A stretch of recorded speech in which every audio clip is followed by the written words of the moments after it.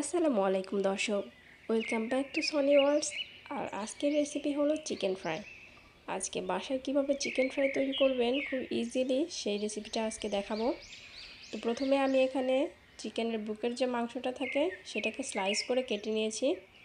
এখানে আমি 8 পিস কেটে নিয়েছি। আজকে 4 পিসের চিকেন ফ্রাই করব, আর 4 পিস আমি ম্যারিনেট করে ডিপ ফ্রিজে রেখে দিব, পরে অন্য কোনো সময় যখন ইচ্ছে করবে তখন খাওয়ার জন্য।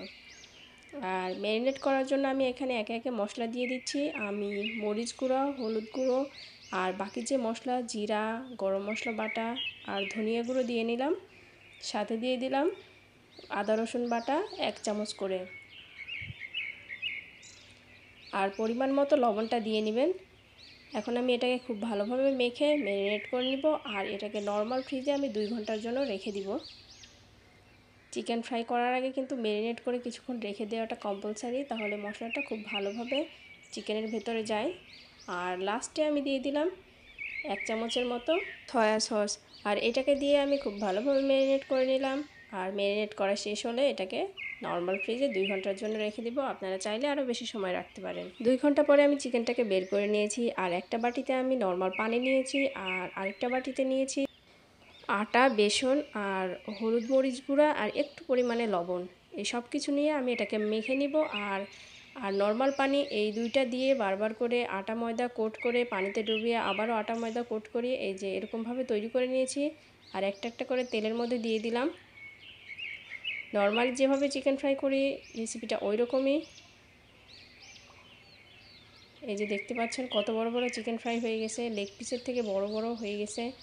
যেহেতু আমি লম্বা করে নিয়েছি আর আটা ময়দাতে বারবার করে কোট করেছি, সেই জন্য কিন্তু চিকেন ফ্রাইটা দেখতে অনেক বড় হয়েছে।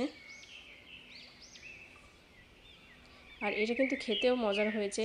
খুবই সিম্পল একটা রেসিপি, কিন্তু খেতে বেশ ভালো লাগে।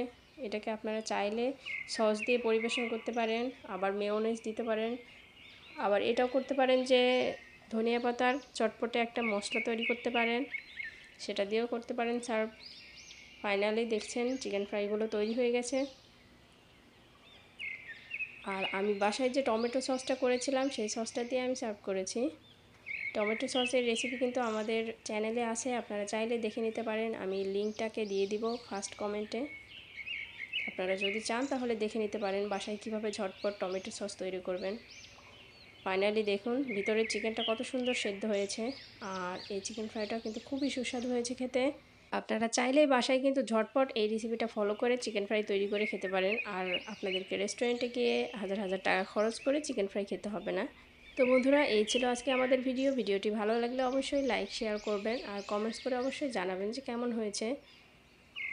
যদি চ্যানেলটিকে সাবস্ক্রাইব না করে থাকেন তাহলে অবশ্যই সাবস্ক্রাইব করে দিবেন, আর বেল বাটনটা অন করে দিবেন, যাতে পরবর্তী এরকম সহজ সহজ রেসিপিগুলো খুব সহজে আপনারা খুব তাড়াতাড়ি পেয়ে যান। তো আজকে এই পর্যন্তই। আল্লাহ হাফেজ।